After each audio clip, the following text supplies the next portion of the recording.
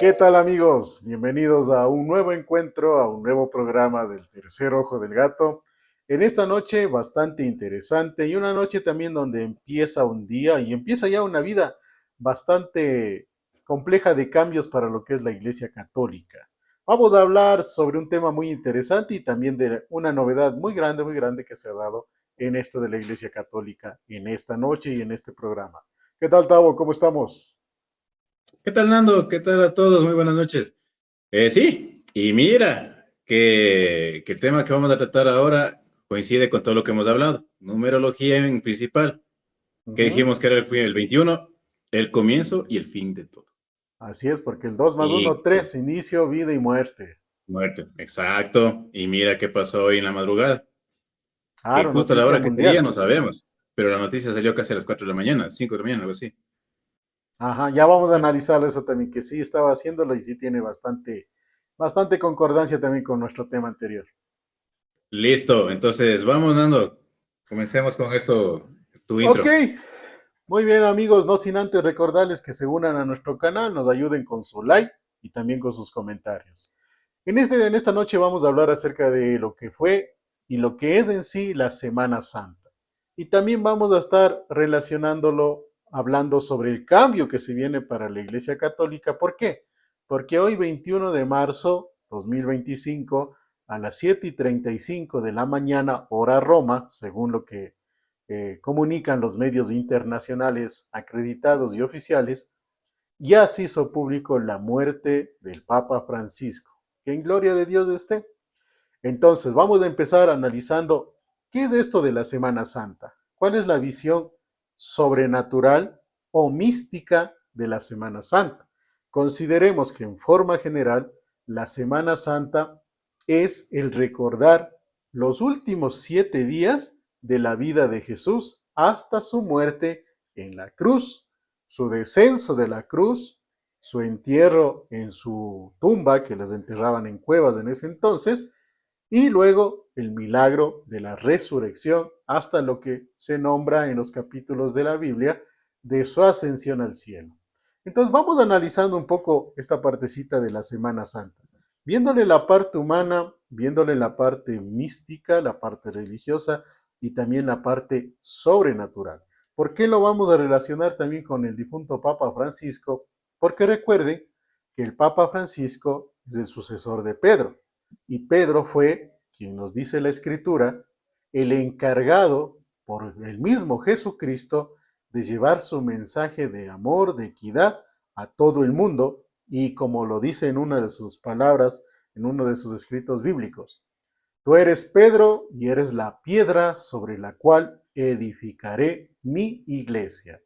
Y entonces ahí viene toda la historia de los papas que vamos a estar recordándolo porque ya hemos hablado en algunos capítulos de eso. Entonces, para empezar nuestra conversación, topemos la parte de que la Semana Santa, teóricamente, estructuralmente, es el periodo más importante del año litúrgico católico, dedicado a la conmemoración de la pasión, muerte y resurrección de Jesucristo. Se celebra entre el Domingo de Ramos y el Domingo de Resurrección, en donde se le conoce a todo este proceso o se le conoce a todo este periodo de tiempo de 7 días de la Pascua. Y está profundamente arraigada en la teología, la tradición y la espiritualidad cristiana.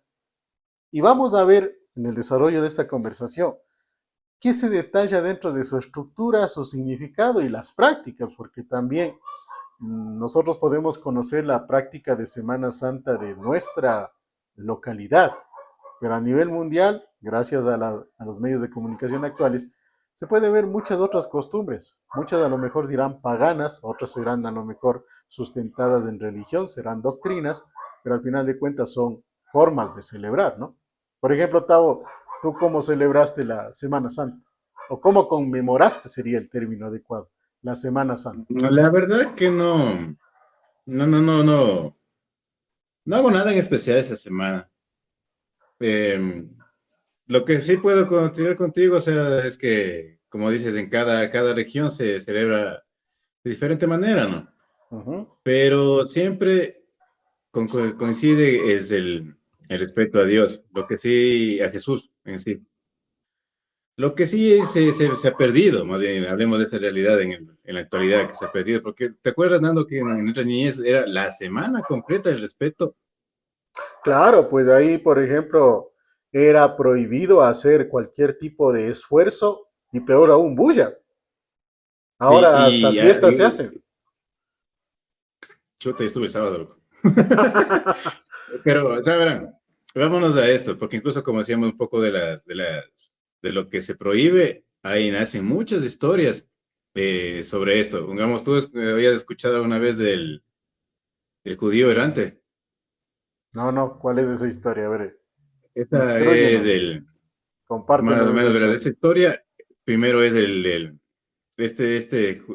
era un zapatero prácticamente, el que hacía las sandalias en esos tiempos, tanta cosa, Ya, y él fue uno de los que se burló cuando ya Jesús estaba ya por ser crucificado, y le maldijeron para que él siempre vague por toda la eternidad. Y cuentan muchas ah, regiones como historias que a él siempre le ven en fechas especiales de Semana Santa, siempre vaga como un vagabundo. Una. Otra, ya, no sé, ya eso ya son las historias como que nos decían a nosotros de pórtate bien. Y verán, porque esto es considerado, incluso en el mundo místico, la Semana Santa se considera el lapso más débil del lado bueno, se podría decir, del bien. Por eso que tiene más libertad del diablo y por eso nuestros antepasados nos decían, no primero, no te desveles. No ujú, podía, es lo que decías tú, no podía hacer bulla, no decía tanta nota, porque digamos a los que se desvelaban es por lo que se decía que no hay quien nos cuide ese momento. En esa semana pertenecemos a manos del maligno prácticamente. Y más o menos te digo esto, ¿por qué? Porque vuelvo a decir, el Papa falleció en la semana que es la más débil, que Dios no nos cuida mucho. y tiene bastante lógica lo que tú dices si se quiere ver desde el punto de vista de la lógica, ¿no? Porque está pasando algo más o menos como lo que pasa en este momento. Estamos con sede vacante, es decir, no hay papa. En su momento, sobre todo a partir del Viernes Santo, que es cuando le crucifican a Jesús y muere, hablamos de que esos 3 días hasta el domingo de la resurrección no existía el Dios vivo aquí en la tierra. Porque ahí también viene la parte sobrenatural o mística, ¿no? De que nos dice que en la Semana Santa, una vez que Jesús muere, no es que va al cielo, sino que desciende a los infiernos. Y ahí, por ¿No? ejemplo, sin el ánimo de hacer propaganda a no diría competidores, a los colegas que hacen producción, en este caso obviamente mucho más profesional que nosotros, ¿no? Mel Gibson estará sacando ya su nueva película, La Pasión de Cristo 2, que tiene como título principal Después de la Resurrección, más o menos por el mes de febrero o marzo, pero del 2026. ¿En dónde? Ustedes recordarán que 20 años atrás salió La Pasión de Cristo de Mel Gibson, que fue un boom, más allá de lo cinematográfico, porque sí lo fue también en ese aspecto, fue un boom porque toda la concepción ideológica que llevó a plasmar esa película generó tal golpe moral, emocional, ético, sentimental, que había muchas personas que al ver esa película simplemente se desmayaban o simplemente Muchos salieron entraban. llorando. Exacto, lo más típico era que eh, caían en un llanto profundo en el cual no podían controlarse. Y eso a lo largo de este paso de los 20 años ha generado todo un proceso de estudio técnico en la parte cinematográfica. Pero más allá de técnico ha generado un estudio en la parte psicológica, espiritual, emocional, en la cual se ha comprobado que muchas personas, y tomando en cuenta al mismo Mel Gibson, que cuando hizo La Pasión de Cristo se declaró ateo confeso, ahora se han convertido a lo largo de este tiempo al catolicismo. Y por ejemplo, para hacer, Incluso el que hizo de Barrabás, pues loco. claro, ese es un caso más notorio porque el actor que hizo de Barrabás confiesa que en la escena en la cual él es liberado por Pilatos y regresa a ver a quien hace de Jesús, ese cruce de miradas a él le produce un cambio tenaz y él lo compara en su vida como el haber visto el rostro de Cristo.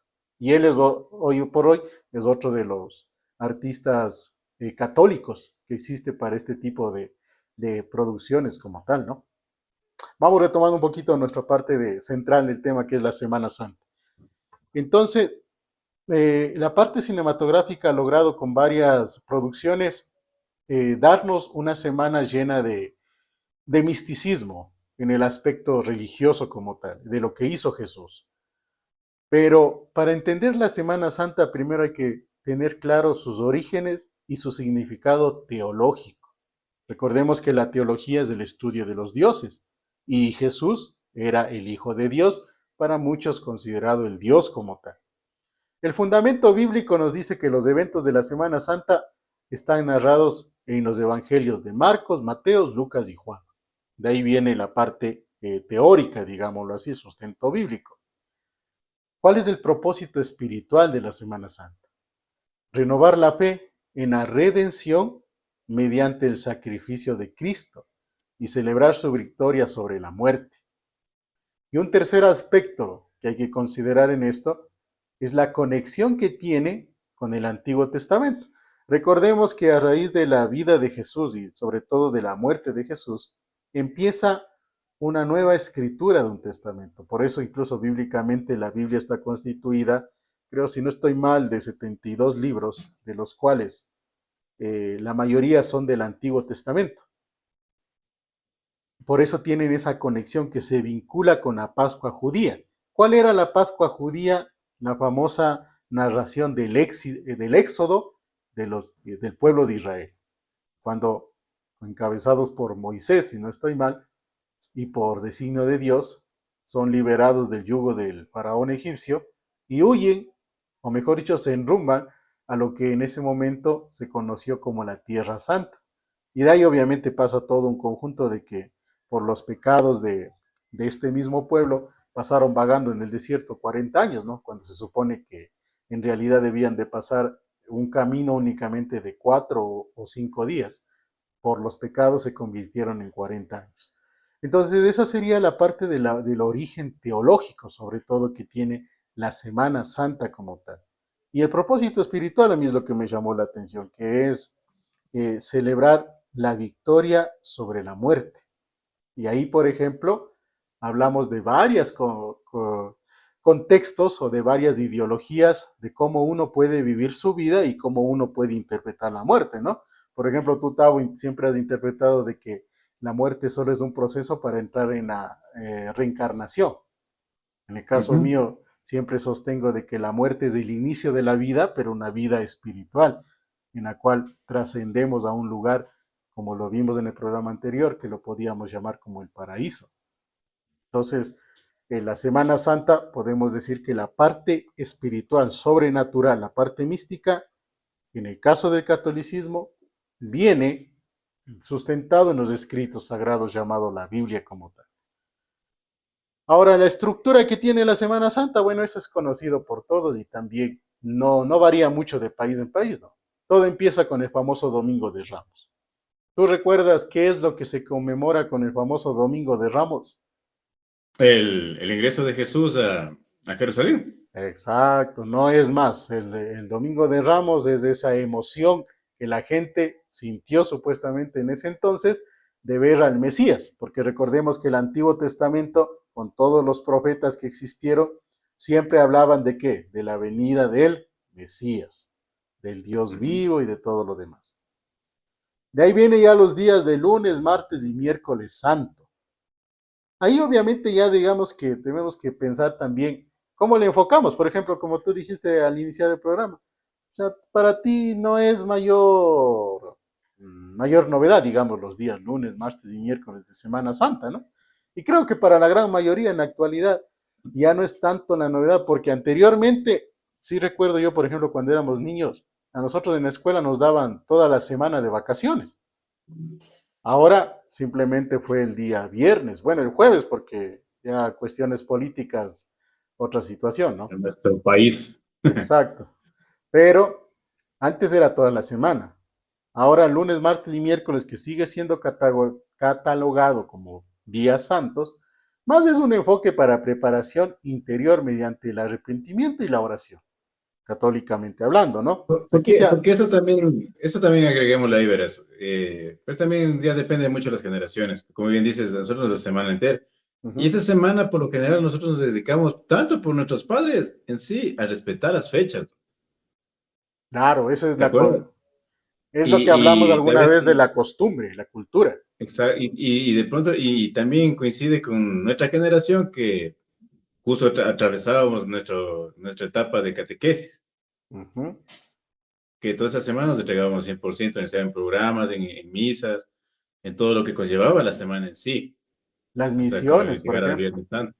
Claro, o sea, pero ahora en cambio date cuenta, si te dan feriado el jueves, ya están en la playa desde el jueves. Claro, eso también hay que reconocerlo. Y eso no es solo en nuestro país, sino a nivel mundial, ¿no? Pero Claro, yo sé que hay que enfocar en el turismo, necesitamos mover todo eso, pero la se perdió el economía es respeto. otra cosa. Ujú. Claro. Claro, pero en ese aspecto, obviamente, en sí, lo que tiene de contexto estos días dentro de la Semana Santa es que deben de ser o debieron de haber sido días de preparación. ¿Cómo te preparas? Ahí sí viene la parte de la ritualidad, ¿no? En el caso de catolicismo, es del arrepentimiento y la oración, pero habrá otras religiones en que tengan otras costumbres, otros rituales como tal. De ahí llegamos al famoso Jueves Santo, en donde ya empieza, digamos, el recuerdo más vívido o más fuerte de lo que fue la presencia de Jesús en la tierra. Estamos entrando ya a la muestra total. Recordemos que a Jesús fue un hombre que marcó una etapa. ¿Por qué marcó una etapa? Porque fue diferente. Para muchos, muchos lo catalogan, dicen, revolucionarios.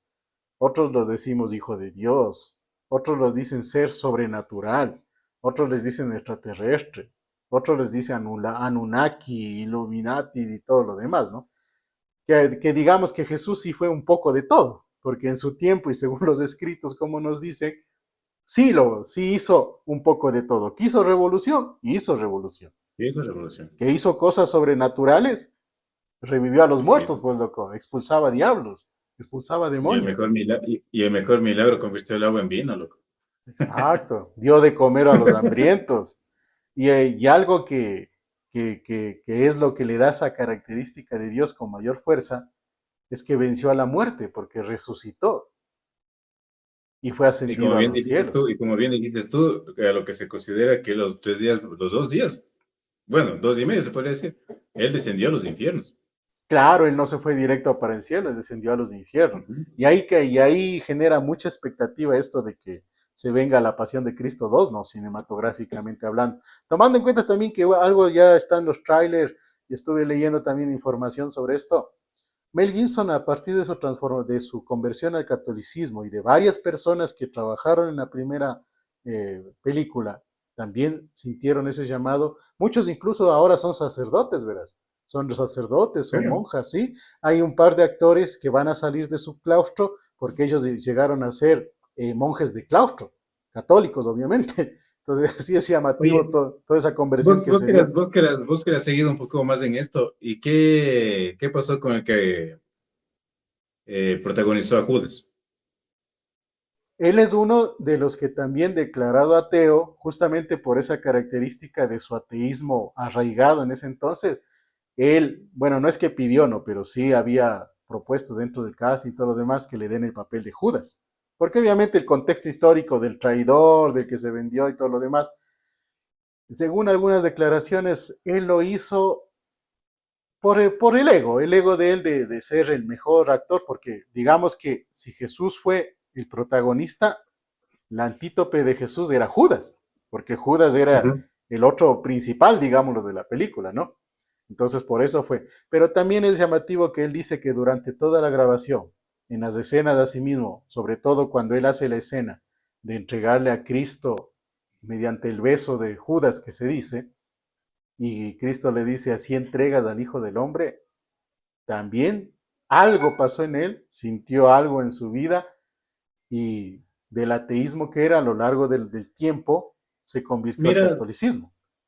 mira, de Judas, yo como dije, ya hemos conversado en capítulos anteriores, yo considero que él no, sí se ahorcó, pero el ¿Ya? demonio lo dejó para que se quede en el mundo, a pagar, a pagar incluso lo que traicionó a Jesús.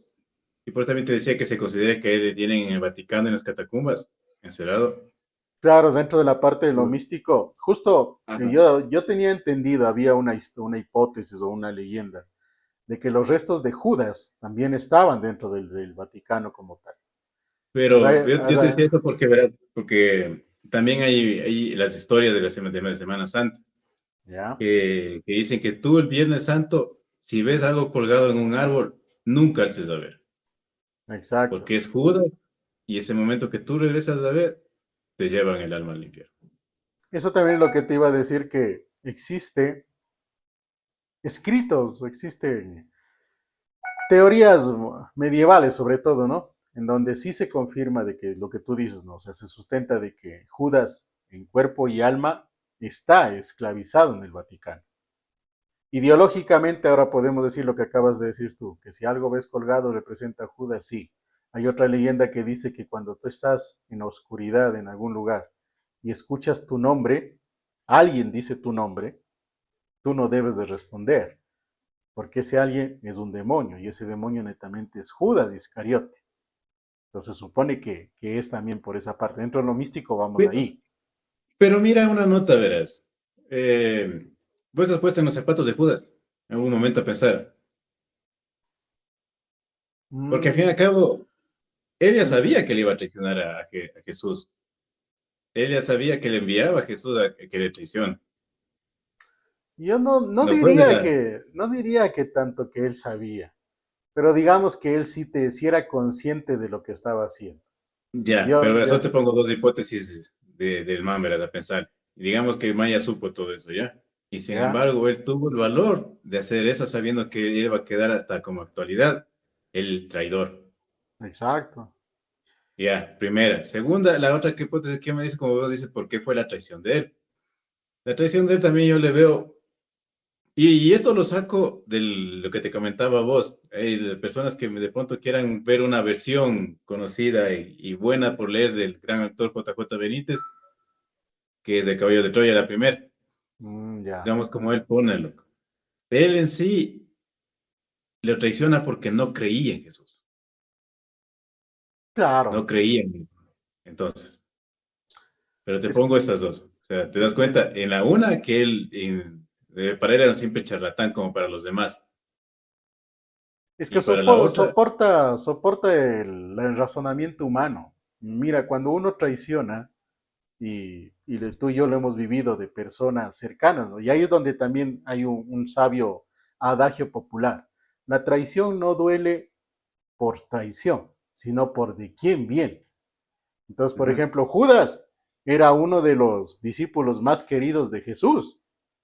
Y él lo traicionó, ¿por qué? Como bien dices tú, o sea, él a lo mejor lo vio como un charlatán más. Lo que podemos decirle es que Judas no tenía confianza en Dios, no tenía y, confianza en y Jesús. incluso verás, en esta última que te digo, porque o sea, prácticamente para él era un charlatán Jesús, incluso en la película te has dado cuenta que él se arrepiente solamente cuando ya le crucifica. Y ahí Claro, tiene mucha cuando, concordancia a decir que ahí él recién se da cuenta que en verdad fue el Hijo de Dios. claro, porque en ese entonces, a la muerte de Jesús, se asume que también pasaron milagros, ¿no? O mejor dicho, cosas sobrenaturales. Tembló la tierra, se Ajá. oscureció el día, el velo del templo se rasgó de par en par, que le dicen, es decir, de arriba hacia abajo. Y Judas, yo creo que, al igual que en la fecha actual, una persona, ¿por qué te traiciona? Alguien a quien das tú tu confianza, alguien a quien a lo mejor llega a estar dentro de lo más íntimo de ti, ¿por qué te Bueno, siempre traiciona? ha sido por dinero, ¿no? Más que eso, Por yo lo te digo general, dos razones. Una es el dinero, sí, y Judas lo ya. demostró porque 30 monedas de plata en ese entonces era una millonada en ese entonces como tal. Y la segunda, y también muy importante, que no creía en Jesús. A un ser humano también te traicionan. Una pareja de esposos, ¿por qué se traiciona? Porque ya no hay esa creencia, no hay esa confianza en la otra persona. Es esencial eso. Porque si Ya, por eso, siguiera por habiendo eso, por la eso te digo, confianza, no en habría cambio la otra traición. también te digo plantada la otra idea, que él supo que va a ser el traidor y se la jugó a ser criticado eternamente como el traidor. Yo creo que no tanto esa parte, porque tomemos en cuenta que siempre se ha hablado en los escritos bíblicos y en todo escrito Los discípulos fueron seres humanos comunes y corrientes como nosotros, con libre albedrío, con errores, con imperfecciones como tal. Y parte de esa imperfección de Judas, ¿cuál fue? La de hacer una obra de mal, llamado traición como tal. Él le traicionó, porque en la Biblia también, Al dime, fin y al dime, cabo, él vio todos los milagros que hacía Jesús. Pues él sí claro, supo que él es el Hijo de Dios. puede haber sido incluso por envidia, imagínate, Obviamente. puede haber sido por envidia, ¿por Pero qué? desde ahí yo solamente dejo otras hipótesis nomás. La Ya, que conocemos, obviamente, es, le vendió por avaricia. claro, ahí eso es de toda la vida, el poderoso caballero don dinero. Hay un Ujú. refrán incluso popular que dice, todo tiene precio. Y a veces lamentablemente es así, ¿no? Cuando no tienes convicciones sólidas, cuando no tienes una ideología de vida bien planteada, puedes caer en muchas cosas, en eso y más. O sea, esa es la parte humana como tal. Los humanos somos imperfectos. Por eso la palabra lealtad ha perdido mucho significado en estos tiempos. Claro, claro, claro. Ahora, volviendo a la parte de la Semana Santa, entonces llegamos a lo que es el Jueves Santo, en donde hay que conmemorar los eventos claves que se dieron según la historia. Primero, la última cena. ¿Qué es lo que se hizo de memorable en la última cena? Católicamente hablando, es la instauración de la Eucaristía y el sacerdocio.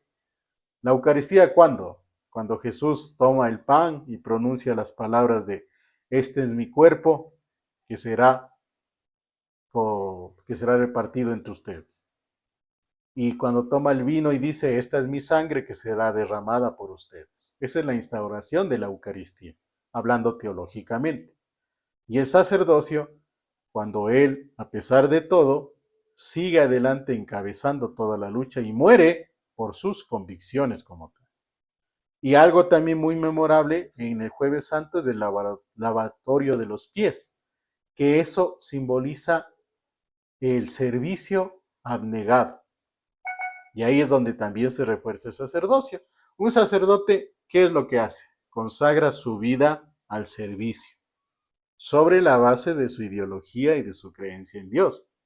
Ahora, que existan sacerdotes que lo vean como una opción de progresar, también es verdad. Hay muchos sacerdotes que han salido de la pobreza, no solo ellos, sino toda su descendencia y su ascendencia. Y si vamos Y no hablamos solamente de los evangelistas y testigos de Jehová. No, pues obviamente, aquí hablamos de los católicos en sí, que también hay de ellos. Y de ahí, por ejemplo, si vamos a lo más grande, la estructura de la iglesia jerárquica, con la muerte de Francisco, vamos a ver a los príncipes de la iglesia. ¿Quiénes son los príncipes? Los cardenales. 200 y más cardenales. Y atrás de ellos, ¿quiénes hay? Obispos, eméritos, auxiliares, arzobispos, nuncios, es decir, toda una estructura ya humanamente hablando. Porque Jesús nunca dijo, a ver, tiene que haber un papa, va a haber cardenales, va a haber obispos, nada que ver. Eso ya viene a lo largo de la historia, a partir del concilio del año 300, en donde Constantino, el emperador de ese entonces, comenzó a estructurar toda la iglesia y aparece ya la estructura esta que conocemos como institución de la iglesia. Tomando en cuenta que la iglesia no es la institución, no es el Vaticano, no son los cardenales, nada. La iglesia es el pueblo de Dios y ahí se sustenta la espiritualidad. Yo no necesito de un sacerdote, no necesito de un cardenal, de un obispo, de un papa para llegar a Dios. La comunicación va directa. Ahora, que un sacerdote, un buen obispo, un buen cardenal y un buen papa me ayuden a desarrollar mi parte humana filosófica e ideológica para ser una buena persona, lo que se conoce como un buen hijo de Dios, eso es muy diferente. Y ahí es donde actúa la iglesia como institución. Entonces En hay que esos días. tener, claro, eso hay que tenerlo muy presente, ¿no? De ahí también, por ejemplo, en el Jueves Santo se conmemora también lo que es la instauración de la liturgia. Bueno, eso ya viene un poco más en la parte de la historia, ¿no? Como les digo, a partir del concilio del año 300, en donde se instaura la misa crismal, que es la bendición de los óleos sagrados, la misa vespertina, que es la celebración de la cena, y el altar desnudo, que es el traslado del Santísimo Sacramento al momento en señal de adoración. Todavía podemos verlo católicamente en las iglesias católicas. Todos los días jueves se hace la exposición del Santísimo, por lo general a las 6 de la tarde o 6 de la mañana, en la cual se supone que ahí estamos ante la presencia de Jesucristo vivo, representado en qué? En la hostia y en el crisma, en el adoratorio como tal, en el Santísimo Sacramento que le decimos como tal, como nombre, que ahí viene todo esto representado del famoso Jueves Santo. Y de ahí en el viernes obviamente viene lo más fuerte, ¿no? Donde es ya la crucifixión y muerte de Jesús. Este es un día en el cual se guarda luto, ayuno y abstinencia. Así que harás caso, abstinencia, en todo sentido. No, no me convertí en pescado, loco. Verán, una nota en especial aquí. Dime. Y no es porque me he grabado psicológicamente y es un reflejo. ¿Ya? Pero bueno, o sea, soy de las personas que en algo sienten, como habíamos conversado en los programas, un don podría decirse. Pero siempre, a mediodía hay una paz, el viernes. ¿Paz De dices? 12 a una paz. O sea, Ya. es como que te queda quieto todo el mundo, ¿no? Ah, Se ya, puede ya. decir que hasta los animales, así. Bueno, las personas en esta actualidad no podemos porque incluso por trabajo es tanta cosa. Pero si vos te quedas aislado un ratito, te das cuenta que incluso la naturaleza se queda quieta. Y es como que dijéramos desde el momento, desde el minuto de silencio. Sí, tienes razón, tienes razón.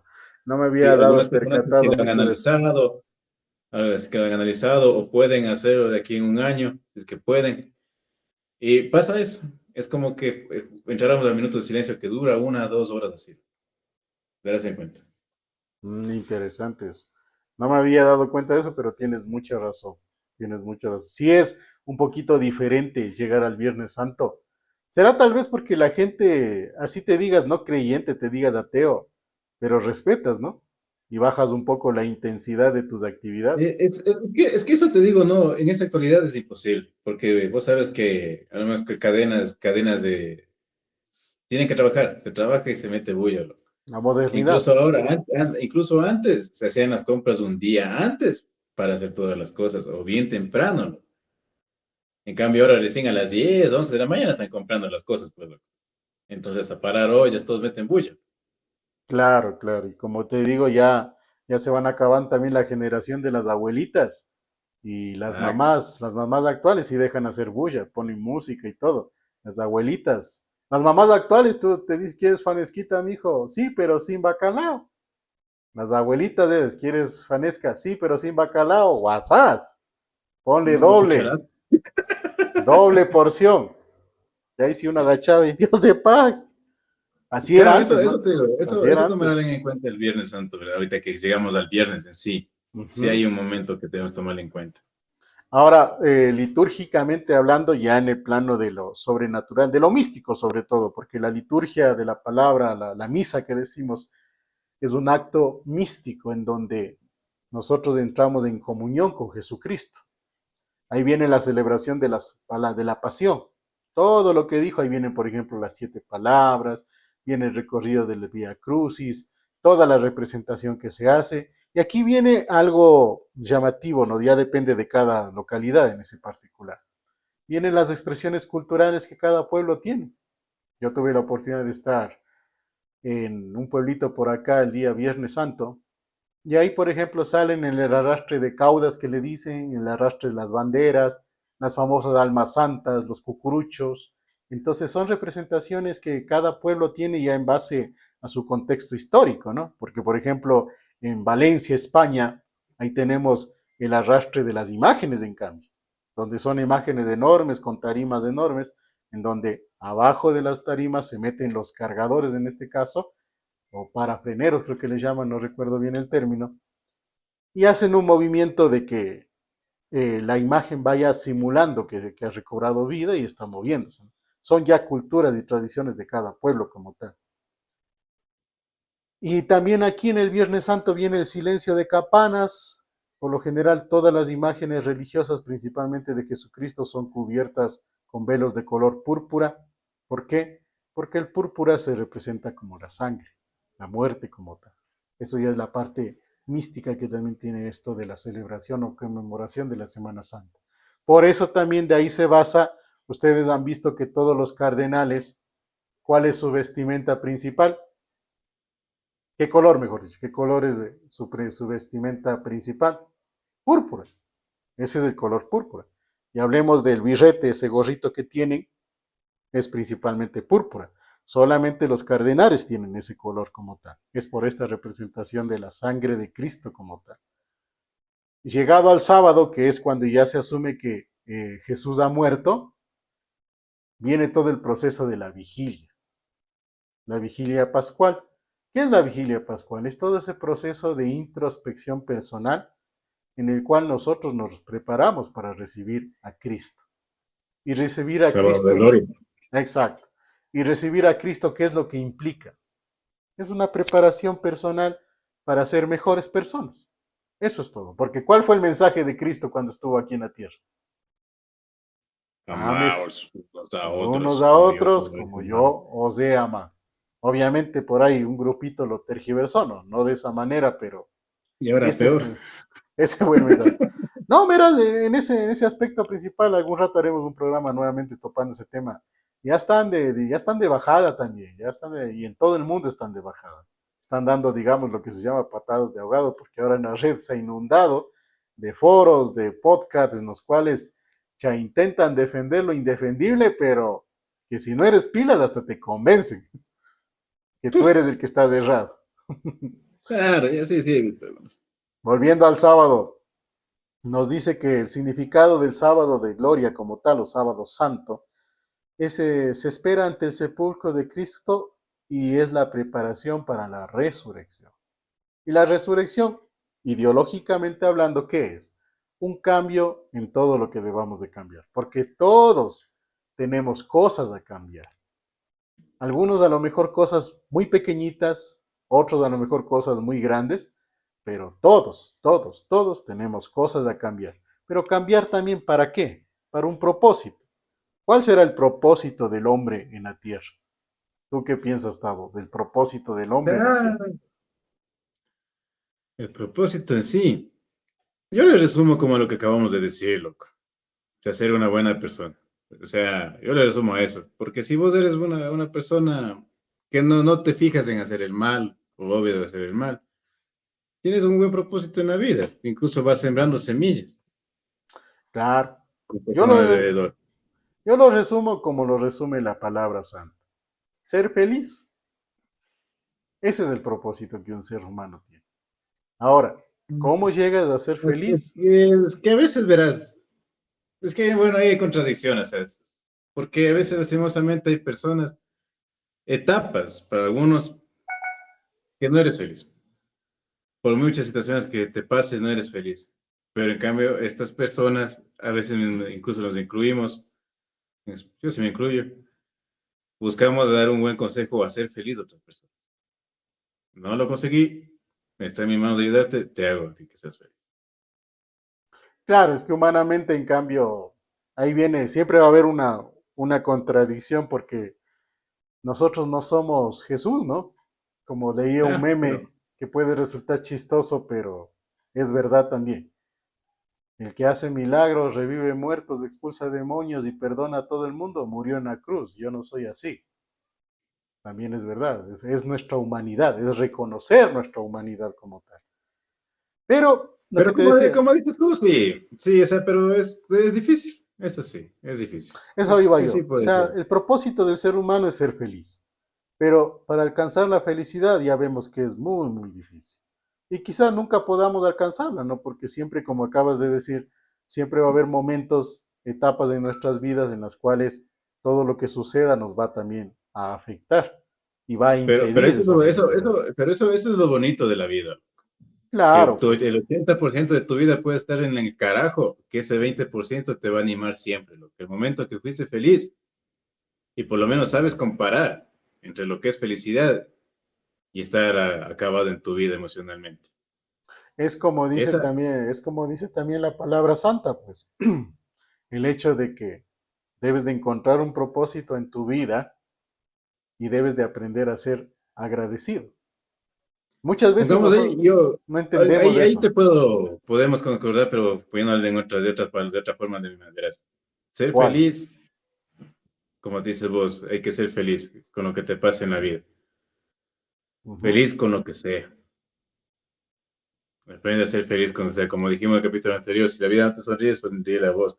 Y esa es una nota, verás, porque te has dado cuenta cuando, en especial cuando eres niño, a veces te dejas llevar por las críticas físicas o lo que sea así. Y vos Claro, o aprendes a sea, vivir. Pues es un consejo incluso, si por ahí alguien escucha esto, que tenga un poco de, ¿cómo lo dirías vos, Nando? O sea, que se sienta mal por su físico o alguna cosa.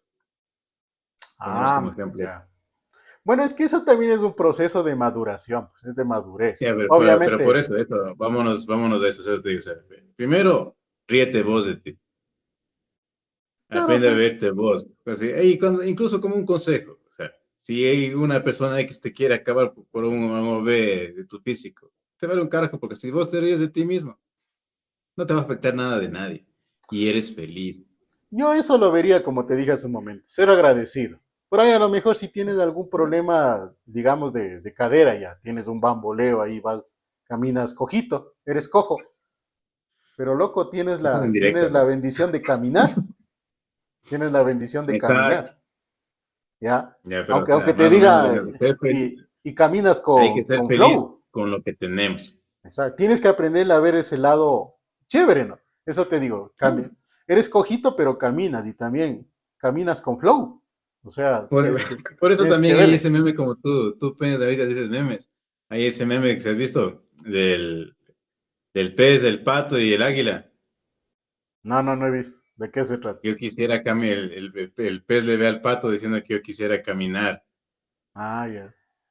O también hay de ese del que está en el carro, que está en silla de ruedas y el que solamente le está viendo por la ventana. Que cada quien envidia lo que el otro tiene y que el otro también envidia al otro que menos tiene. Ah, claro.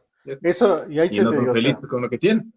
yo le vería como el aprender a ser agradecido, pero aprender a ser agradecido también es complejo, es difícil, demanda de todo un proceso de experiencia. Pero cuando logras dominar un poquito eso de ser agradecido, empiezas a ver ese sentido. Como te digo, si tienes problemas de eres cojito, pero puedes caminar. ¿Cuántas personas no tienen piernas? A lo mejor, Exacto. digamos, por cuestiones ya de tu edad o algún accidente, algo, digamos que no puedes comer carne ya, pero ¿cuántas personas no tienen para comer carne? Para comer. Exacto. O sea, ahí viene el sentido de ser agradecido. Y eso sería lo único que se le puede recomendar a un joven. Yo creo eso, ¿no? A un adolescente que empieza a crecer, a desarrollarse, y al menos en el contexto actual, donde hay tanta complicación, Justo tanta ahorita, ideología, todo eso, es fácil caer en eso de no sentirse bien con su cuerpo. Y yo diría incluso que de ahí parte estas famosas tendencias de las ideologías de género, de las cuestiones de homosexualismo, lesbianismo, todo lo que hay, es no sentirse conforme ni agradecido con lo que tú tienes y quererle ver la quinta pata al gato y que lo que es peor, querer que las otras personas vean esa quinta pata que tú estás viendo ahí, lo cual no existe, por eso se cae. Por eso la vida no es de ideologías únicamente, sino también es de ciencia, también es de cosas lógicas como tal. Y ahí, por ejemplo, como también son ideologías, llegamos al domingo de resurrección, en donde nuestra religión o nuestra ideología espiritual nos dice que celebramos la resurrección de Jesús. ¿En qué manera la celebramos? Con solemnes misas, cantos de aleluya sobre todo, es decir, de alegría, y en ciertos lugares hay los famosos huevitos de Pascua. Un huevo de Pascua lo único que hace es representar una nueva vida, porque un huevito es eso, ¿no? Por ejemplo, un huevito de gallina es una buena vida, una nueva vida, perdón. Y también hay lugares en donde se sigue manteniendo el sacrificio del cordero, como lo era en el Antiguo Testamento. Recuerden que alguna vez en algún programa manifestamos de que en los procesos de sangre siempre tenía que haber un sacrificio. Y el animalito para sacrificarlo en el Antiguo Testamento siempre era el cordero como tal. y incluso no tanto como con el cordero, pero date cuenta que en nuestras partes rurales siempre se hacía, por eso es como una fiesta de las Pascuas, porque ellos, Claro, digamos, no tenían el cordero, pero sí tenían sus gallinitas, sus cuis, que para ellos es oro. Y ellos los claro, mataban. Y hasta ahora pocas familias lo hacen. Es por eso. Es claro, es una que gran eso, celebración. eso era lo típico. Por ejemplo, las abuelitas se encargaban de reunir a toda la familia y siempre había la comida de fiesta, porque se ¿Mm? estaba celebrando la resurrección de Jesús, del Hijo de Dios. Por eso era la fiesta. Y obviamente nunca faltaban los manjares de la zona, en este caso el cuy, la gallina como tal, ¿no? Pero a la par también venía la enseñanza, el nuevo renacer, que era cuál, que el abuelo te cogía, te aconsejaba y te flagelaba. Ahí venía, incluso los mayores, realmente los antiguos que decíamos, ellos tenían incluso una ciel especial para las Pascuas, que no era necesario dos de esos, sino con uno solo quedabas Y curado no, para todo el año. y no, y, y no solamente a los niños, a A todo adulto. todos. El mayor Todo era adulto. a todos. Primero Ujú. empezaba por los hijos. Yo recuerdo eso de mi difunto abuelo como tal, de mis dos abuelos que ya son difuntos por parte de mi mamá. Mi abuela era a la cocina con mis tías, con mi mamá, como te digo, los mejores manjares. Una vez que se llamaba a comer, primero era la Pascua del abuelo, que era eso, el consejo y el golpe. Uno solo bien dado. Y empezaba con los hijos, pasaban las nueras, pasaban los nietos, y los únicos que se salvaban eran los de nietos para abajo, pero los que tengan menos de 12 años. ¿Por qué? Porque eso incluso es, lo decían bíblico también, ¿no? Jesús, su vida pública es hasta los 12 años y luego se pierde hasta los 30 años. Por eso decían que solo los menores de 12 años hacia abajo se salvaban del golpe del abuelo, más no del consejo. Eso sí, sí me acuerdo yo de mi punto abuelo, que era el consejo a los pequeños. Y si por ahí a lo mejor hacía falta un coscacho, una jalada de oreja, eso sí lo hacía también. Entonces, son costumbres que a Claro, la son las fecha ya no tradiciones que existen. había. Son costumbres Ujú. que a la fecha ya no existen, Nico. Y ahora con tanto niño de cristal y padre de algodón, ¿qué Demandado pasará? el abuelo. Y eso que ya está bajo tierra. Complejo, complejo era eso. Demandado. Entonces, yo creo que estamos viendo cómo esta celebración litúrgica de la Pascua como tal, o la parte religiosa de la Pascua, lo que hace es a los humanos llevarnos a una invitación al cambio, a valorar lo que tenemos, a ser agradecidos con lo que tenemos y a seguir un ejemplo de vida adecuado, como lo siguió en este caso Francisco. Vamos ahora a lo actual. Papa Francisco murió luego de, si no estoy mal, 10 años de pontificado, porque no, 12 años de pontificado, porque él subió el 13 de marzo del 2013 a ser Papa Francisco y muere el 21 de marzo del 2025. Un poquito más de 12 años como tal, días nada más. ¿Y cuál ha sido el legado del Papa Francisco? Una iglesia transformada. El Papa Francisco fue de la tendencia liberal. Tanto es así que él cambió los protocolos para lo que es los funerales papales como tal. Uno de los mayores cambios es que ya no va a haber la exhibición del cuerpo del Papa como lo hacían anteriormente, como lo hizo, por ejemplo, en este caso, cuando falleció Benedicto, si no estoy mal, ahí hicieron, sí, ahí le hicieron con honores papales. Le exhibieron el cuerpo, le embalsamaron, nada que ver. Había una tradición que se ponía en 3 ataúdes los cuerpos de los papas. Ahora nada, solamente lo van a hacer en un ataúd normal, en uno de madera. Nada, ya. Y luego, cuando ya vaya al entierro final, ahí sí, por una cuestión de conservación del cuerpo, de los restos, mejor dicho, para la eternidad, ahí le meterán en ese sarcófago de hierro, de plomo, creo que si no estoy mal, como era anteriormente. El anillo papal, ya no, anteriormente se destruía a la muerte del pontífice. Ahora no, el anillo papal de Francisco fue guardado y va a ser exhibido en un museo especial de lo que es el Vaticano, en ¿Y conjunto tú con el... crees que el nuevo papa que viene va a ser liberal mismo o ortodoxo? Güey? No, pues es de ley ortodoxo. Pero terminando con esto de los cambios de Francisco, Otro de los cambios grandes de Francisco es que no va a ser enterrado en las catacumbas del Vaticano, sino en una capilla donde él vivió de Santa María de Rosal, algo así, no recuerdo bien. Pero ahí es donde va a ser enterrado. El cambio que hizo es que ahora el pontífice elige dónde ser enterrado. Anteriormente todos tenían que estar en las catacumbas del Vaticano. Entonces hubo varios cambios, hasta su muerte, ¿no? En este caso. Pero de ahí si hablamos de la estructura liberal que tuvo Francisco en la iglesia, alguna vez ya lo topamos. Uno de los cambios más grandes fue humanizar la iglesia católica. ¿En qué sentido? La parte ortodoxa marginaba a las personas que se declaraban ateos confesos, a los divorciados, marginaba de lo que son personas con segundas nupcias, es decir, hacía una marginación de las personas. Francisco promulgó en sus años de pontificado el amor de Dios y él lo resumía en palabras tan simples como decir, ¿tú crees que un padre no va a amar a su hijo que hizo cosas buenas? ¿Tú crees que un padre no va a amar a su hijo que hizo cosas malas? Un padre Se supone que ama es a más. todos. Entonces Claro. él lo vio desde ahí y lo plasmó, ¿no? Lo plasmó en este caso, por ejemplo, una de las cosas más llamativas que fue dentro de los cambios canónicos que hizo es que ahora los divorciados podemos comulgar. Todos los divorciados ya podemos comulgar.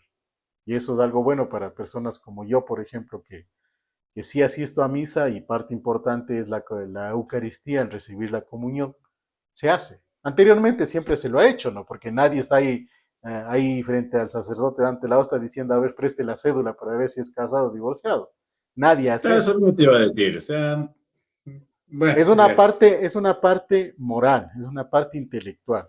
Porque recuerden que los principios de un ser humano están dados también por la parte cognitiva, la parte emocional, la o sea, parte sí, verás, pero o sea, sentimental. date cuenta, Dios, Jesús no dejó diciendo eso. Dios no ha dicho No, nada de eso. obviamente que no. Entonces, simplemente son órdenes humanas. O sea, estamos hablando, como dijimos, ¿quién creó el purgatorio? El humano. Claro, son Entonces, cosas. Ahí sí podemos entrar en otro no, no, análisis. no, no, no, no, yo no le veo de la manera que digas, o sea, está prohibido por la religión y yo no voy a comulgar. No, ¿por dónde? Ahí viene la parte de las ideologías, que obviamente cada persona tiene las suyas, ¿no? Eso es el libre albedrío, ahí está la manifestación propia del libre albedrío.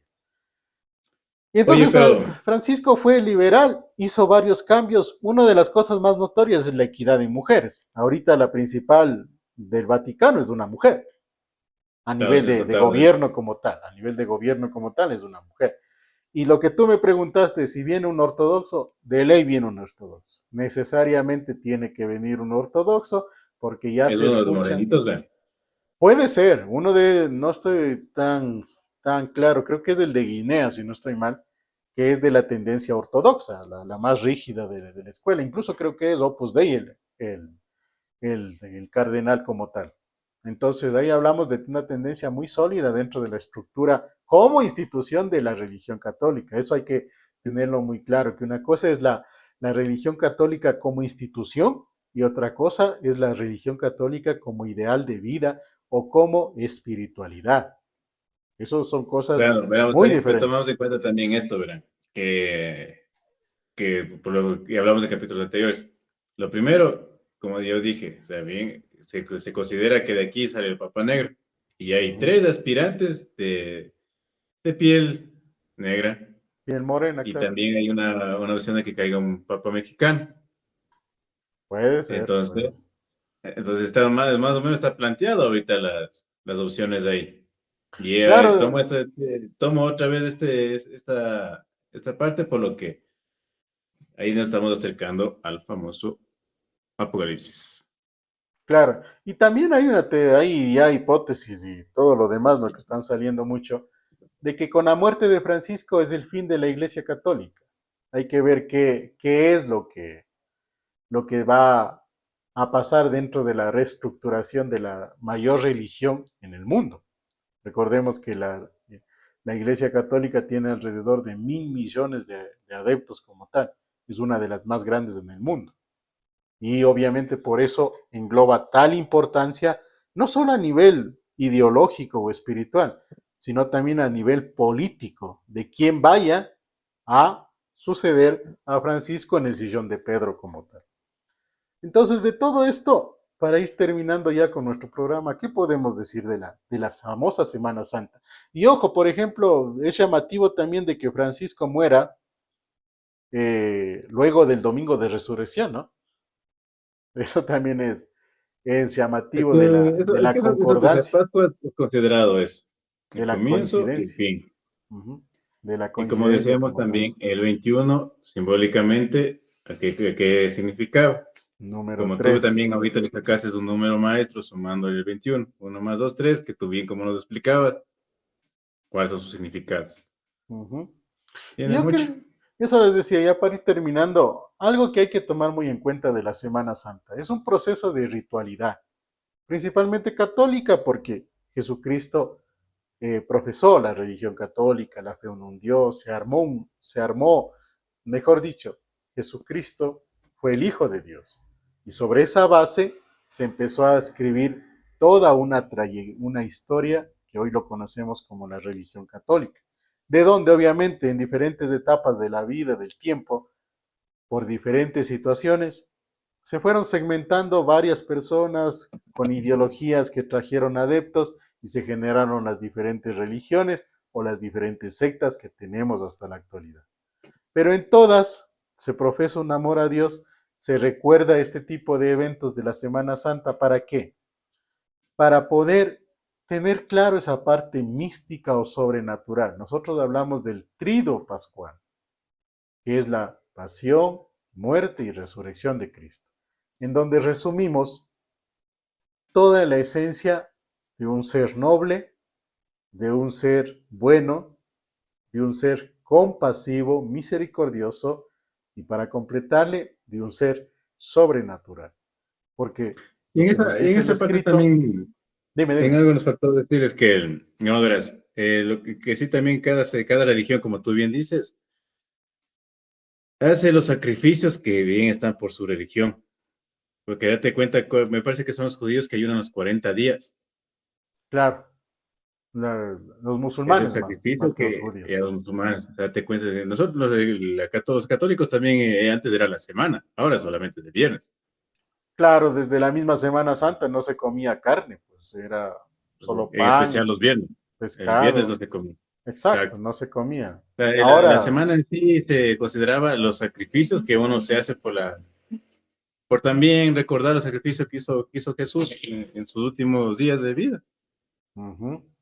Pero eso en sí, o sea, la Semana Santa es lo que nos hace un llamado a recordar que existió una persona que fue capaz de hacer un cambio radical y que algo de bueno hizo en su tiempo, que más de 2000 años después seguimos hablando de él, seguimos tomándolo como ejemplo de vida, seguimos profesando su ideología, su amor hacia una deidad llamada Dios y que también nos sustentamos en una estructura humana llamada Iglesia Católica, porque quienes formaron la Iglesia Católica como lo conocemos ahora fueron seres humanos, imperfectos. Y eso no lo digo yo, lo dice la historia. Ahí vemos cómo muchos papas eran muy lejanos de lo que Jesús comentó en su momento de lo que debía ser un hijo de Dios.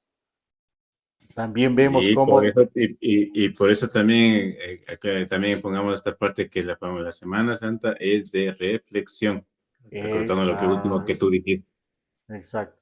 Y por eso mismo, por ejemplo, con la muerte de Francisco el día de hoy, en la mañana de Roma, pues digamos que se complementa un ciclo, ¿no? O sea, yo le veo como que se cierra un ciclo y ahí yo puedo ser muy creyente de que la religión católica llegó a su fin, de que los cambios que se van a dar van a ser tan radicales de que necesariamente estamos viendo el nacimiento de una nueva religión o estructura católica como tal. Veamos cuántos, sí, veamos cuántos vamos a seguir en ese cambio, en ese nuevo catolicismo, o quienes decidimos quedarnos en lo ortodoxo del catolicismo. porque aquí ya viene la parte humana. El mundo está cambiando en todo sentido. Faltaba uno de los pilares del cambio, que era la religión, representada con la católica, que es la más grande del mundo. Ahora está ya abiertas las puertas para ese cambio. Hoy estamos a 21, más o menos para inicios de mayo. Tendremos ya el llamado al famoso conclave, porque se van a respetar, creo que son 10 o 15 días luego del sepelio del Papa, que tiene como 9 días de velorio. Hablamos de unos 20 o 25 días para esperar para el llamado al conclave. Cuando sale el humo blanco. Claro, cuando sale el humo blanco, habemos Papa y veamos quién sale nuevamente como el sucesor de Pedro en el balcón Sale un latino del con Vaticano. un de color negrito, ya saben qué hacer. Ahí sí, Arrepiéntanse, ya pecadores. saben que arrepientas en pecadores. Muy bien, gracias Tabito y gracias amigos, llegamos a la parte final.